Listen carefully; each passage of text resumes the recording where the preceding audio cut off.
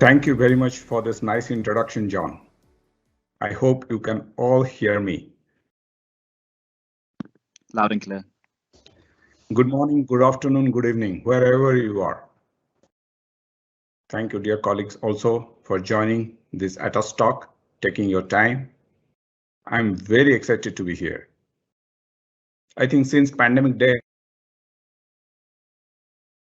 all know how technology has played a very important role in our daily lives. I remember exactly 1 year back, October,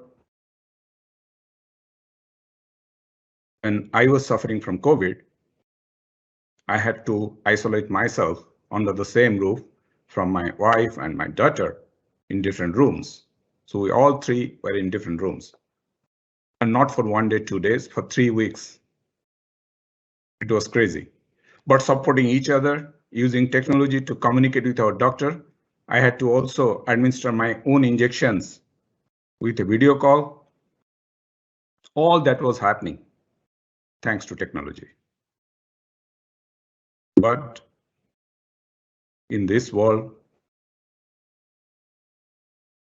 everyone have access to technology. That is what we call digital divide.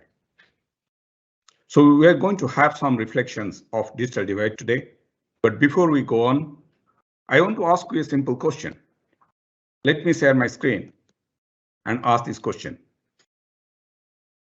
You can see in a while.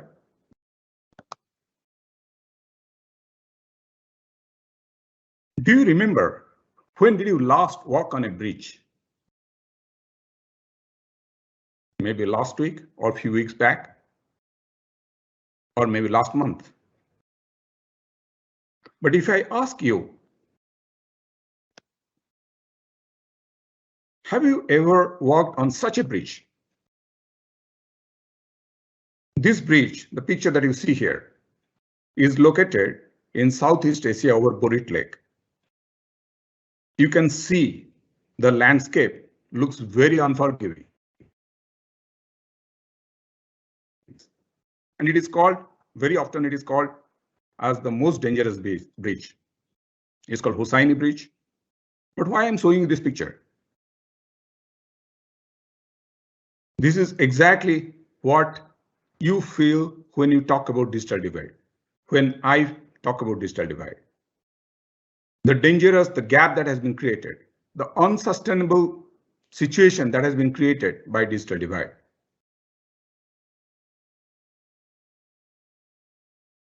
I'll tell you a few stories.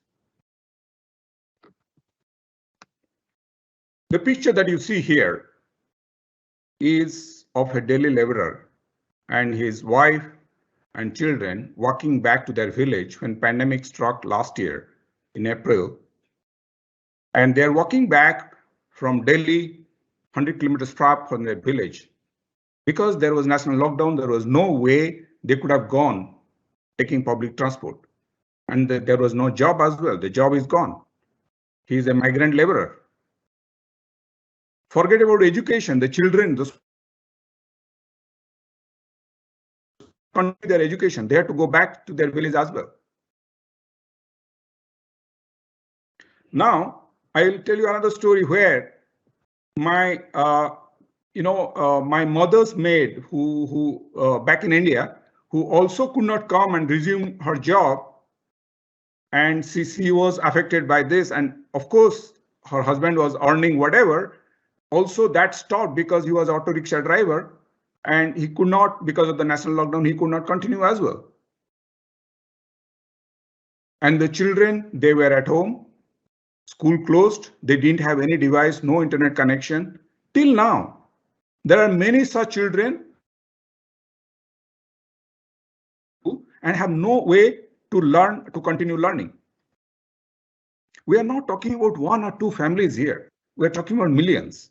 I'm talking still in the context of India. Why millions? Because 90% of India's workforce are in the informal, unorganized sector. This is the term used by economists, not by me. And who are these people? The story that I am telling you, these are housemaids, the street vendors, construction workers, daily wage laborers. These are the people and their families, their children. When the job is gone, the livelihood is impacted. Think about them. There is no social security, what we see here in Europe. There is no regular income, no social security. Imagine about their situations. And one city alone, we're talking about 5 million of them. Overall, this 90% represents in absolute numbers. And to give you a European perspective, this is almost like 21 times of Netherlands and maybe 4.5 times of Germany, approximately. Let's look from the global perspective. What does it mean? What is this pandemic has done in terms of this widening impact? Before already COVID, I am talking about UN statistics now, which I collected. 200 million of children, school-going children, didn't have access to learning. Now, because of such situation of the COVID-19, the gap has been widened. And it is 500 million now. Very scary figures. But at the same time, let's look at from the dimension of who are these people. It is exactly the stories that we heard just now. 3 out of 4 of such children are coming from rural areas or from poor households, poor economic backgrounds.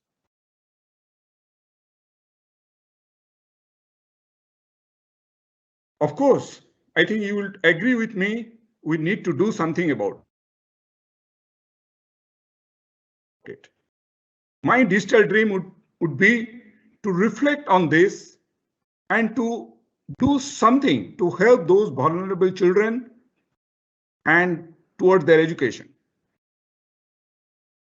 Even if that will be little to decrease the gap, still I'd be very proud if I can do something and we can do something together. I'll tell you a story. I mean, this is something I witnessed during the pandemic when my daughter and her friends also faced and uncertainty. They decided to do something about it. And why that happened? Because imagine she was actually in last year, 2020, she was having her board exam, which got cancelled. And there was no way she was sure about whether the exam will happen or not, whether the school will happen or not, and whether they have to do a repeat year. That's so stressful. And it was not for weeks, it was going on for months, and there was no end to that. It was having a very negative impact in terms of mental wellness. She also felt that very badly, and of course, they said, okay, let's not bog down by this, let's campaign around it. How can we support our fellow students? They started talking about it using their own platform, what they had, the Instagrams, the YouTube, the informative videos that they created. Then they decided to really form organizations, a NGO called Paper Crane Society, and they started even going, they started contacting, psychologists, wellness organization. They collected some funds and they started campaigning around it.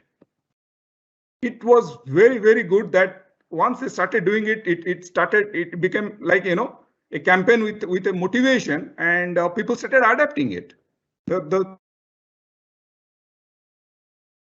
They were quite motivated by that. But of course, there was a challenge, when the kids do this kind of initiatives, not that everybody accepts such a thing, they write it off. So they decided to go to create a website for their campaigns and to call for more volunteers. And that worked. 400 students across different schools were positively impacted by their mental health campaign. And even there is a local newspaper here called Bulletin in Belgium. They also published a story about my daughter's work and their campaign on this ground. It was wonderful. I'm very proud. And they continued further during the pandemic, also helping poor families through other campaigns. Now it is growing. The organization is growing. There are 25 volunteers. More are joining in. They have a website. They are very motivated. I'm inspired by their story. I'm very proud about that. That platform also to launch my digital dream. And I believe low income doesn't mean low ambition or low opportunity. I'm sure you'd agree with me. We have to do something about it. We have to do something about the vulnerable children and their education. So many years of progress has been really been impacted. And in many countries, in developing nations where the vaccination is going so slow, we don't know actually when these kids will go back or will ever go back to school. What can be done for that digital learning? We are talking these children to school. That is what I'm working on now. And the whole idea is to connect these children, the children who need their learning to continue, to be connected in some way, to have a digital access. The first fundamental thing we need is a device. Of course, it is not only device to have a sustainable campaign, we need to do more, but I'm starting with a donate a device campaign, which already I'm discussing. Within Atos also, there are very who are already doing this work.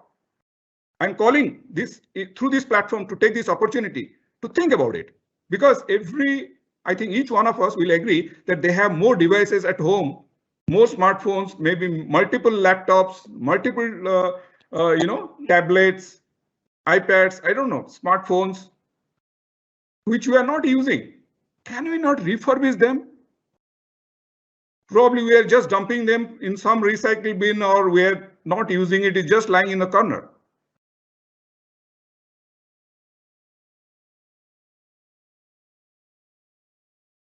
Refurbish and make them use for the people who need, for these kids who need. Right now, while we are speaking, I am speaking to an organization where we have, kids who have been orphaned during the COVID times.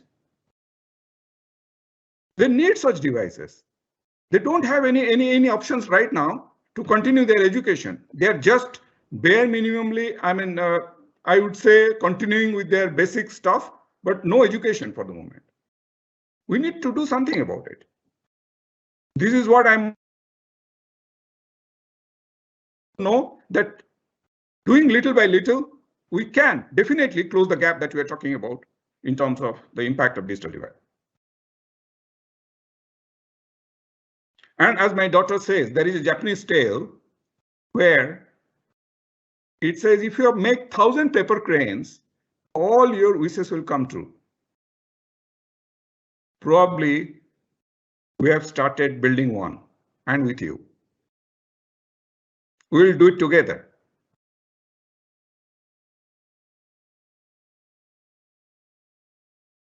Now I want to reflect with you on this picture.